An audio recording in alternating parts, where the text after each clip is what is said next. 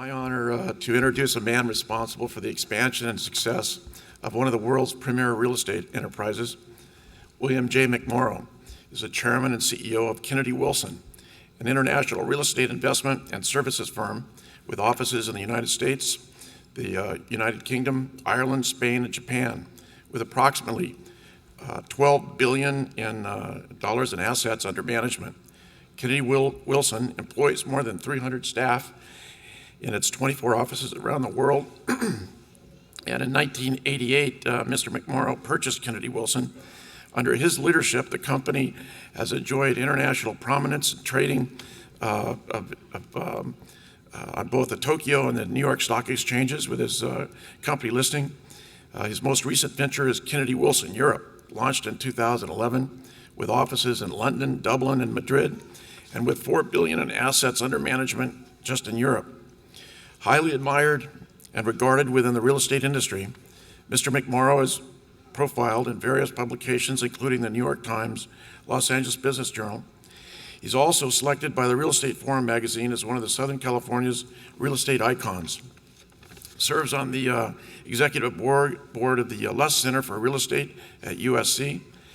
And Mr. McMorrow is also an active participant in the wider community and is involved with numerous charities, the Village School, Loyola High School, the Rape Treatment Center, Chrysalis, which has honored him in 2005, the Spirit of Chrysalis Award. And Provost Tippins, it's my privilege to present William J. McMorrow for the university's premier distinction, the Honorary Doctorate of Laws degree. William J. McMorrow.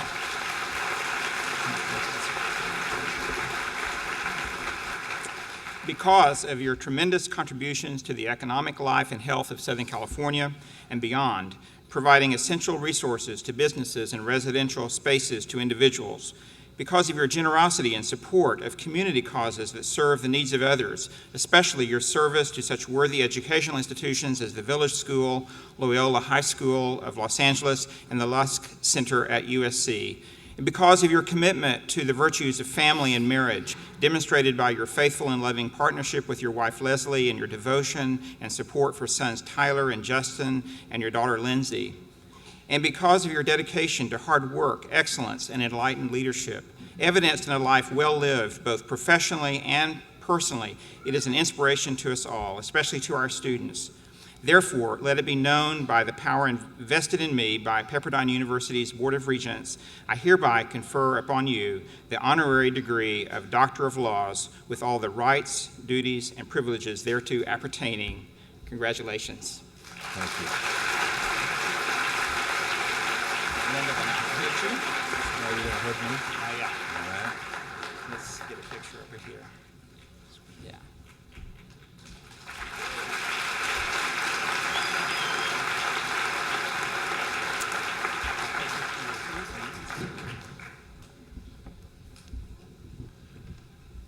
Well, this is a very humbling and overwhelming moment in many ways for me. I first of all want to thank everybody here associated with Pepperdine for having me here today. I want to especially thank all the graduates here, because obviously without all your hard work and sacrifices, none of us would be here, this would not be happening. But I think most of all, I really want to thank the Graziadio family, Alita and Stephen Calvillo, and my good friend Louis, because I think most of you probably know or have read, I'm a product of George.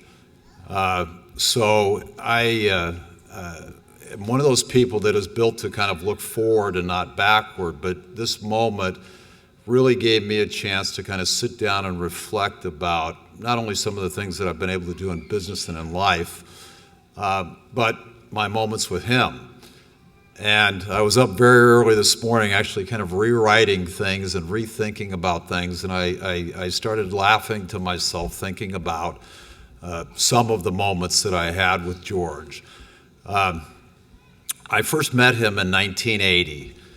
And to say that he was somebody that is bigger than life would just be a huge understatement. I was laughing this morning thinking about our bank building over on Century Boulevard in Englewood, where he was officed. I'm not even sure what floor it was, the 12th floor or the 14th floor. 2 enormous offices and a boardroom that looked about the size of this field house. And it came to me as a visual, seeing George sitting in that boardroom. He usually sat down at the end of the table. He would come in with, it seemed like 1,000 pieces of paper, and you thought maybe he wasn't listening to you. He had these glasses that he wore right down on his nose. And while you were talking and talking, he was always reading.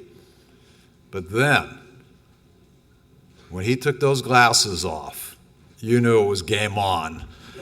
And so, but I know George is up above us today. He's probably sitting there with a good glass of wine, which is a lot of how sometimes we ended the day up in his office drinking a glass of wine. And I think he's very, very proud of all of you. I would also tell you that this is a bit of a homecoming for me because I grew up a half a mile from this campus. I went to grade school right across the canyon here at Our Lady of Malibu. I had my first real job. I had a lot of people do, I had a paper route on the old Malibu Road. I'm one of 9 kids, and so I grew up in a family where everybody was expected to work hard. So this is a special retrospective day for myself and my family, and I have a really wonderful wife, Leslie, who, is always telling me that I've had a bit of a Forrest Gump life. I've been able to travel the world, and I went on my first airplane when I was 13 years old. When you're one of 9 kids, you're not going on too many airplanes. But I've been so lucky to travel the world, and I've had a few successes, many adventures, and I've met so many fantastic people really from all over the world, in Japan, Europe, and obviously here in the United States. So, in thinking about today, I thought about kind of all these lessons that I've learned in life. And I started with like 100, but I ended up with 5 that I really want to share with you.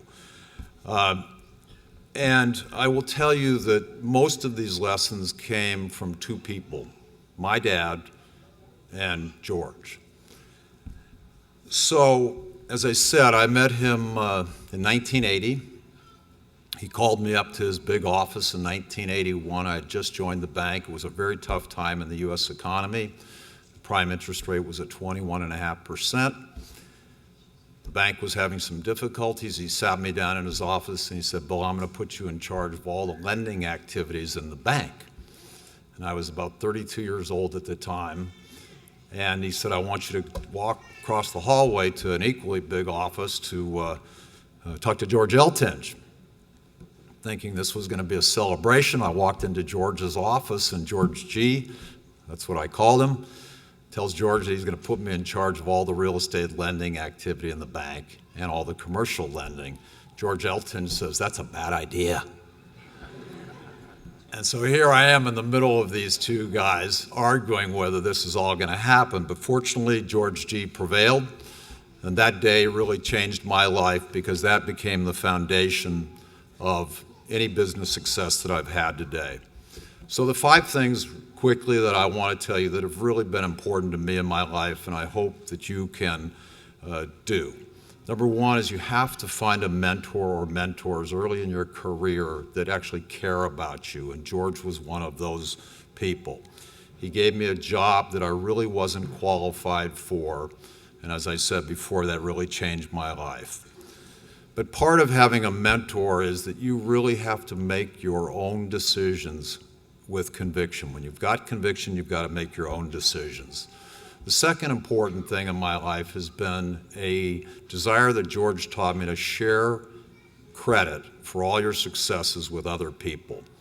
As Ronald Reagan said, if you're willing to share credit and give all the credit to other people, you can conquer the world. And as part of what one of the other speakers said, that was always a truism with George, is he taught me to be charitable and to give back to society. And that doesn't necessarily always mean money. Sometimes it can mean time. The third thing, you saw George's humble beginnings, but you have to have perspective in life about the sacrifices that people that went before you made to get you here today. All of us came from a different part of the world at one time or another. Our ancestors came here. In my case, they came from Ireland and Germany. And because of the business that I do in Ireland, about a year ago, I was there. I had a free morning and decided to go down to see a replica of the sailing boats that my ancestors in 1846 came here to this country on, a boat called the Jenny Johnson. And it was a stunning experience for me in a lot of ways. When I got on this boat, the tour guide was walking me around, and I asked, my usual stupid question of, what were the conditions like? And he said, let me put it to you this way. If you were an adult or child and you got sick on this boat, they threw you overboard. And I started thinking to myself, wow, I complain about something. What kind of plane am I flying on? A 747, a 777? Here were these people coming over to this country on a boat. They didn't even know if they were going to make it here. So I always keep in perspective the sacrifices that other people made for me getting to the place that we're at today. 4, you've got to be a risk taker. Take your risks, but you've got to do it in a contrarian thought process. You cannot go with the herd. You have to dream big, but you always have to watch the small details. The big things always take care of themselves. It's the small details that actually allow the big things to get accomplished. And then number 5, and this is maybe the most important lesson that George taught me. He called it TNT. Lewis and Stephen and all of us have been on the receiving end of this in our lives, but it was called Today, Not Tomorrow. He had a license plate on the back of his car that said TNT, and I think it had a year attached to it. Everything that he did in his life was about today, not tomorrow. So I'd like to close with the following thought. George taught me the value of building long-term loyal relationships with people and to build a business based on handshakes. I'm a handshake person. Whatever you say, your word is the key to everything that you do, not only in business but in life. So the last part of what I want to say is that it's not all about work. You have to have a passion for having fun outside of work. Without the combination of working hard and having fun outside of work, it's not really a full life. And so my last thought to you is, first of all, congratulations, and now go conquer the world.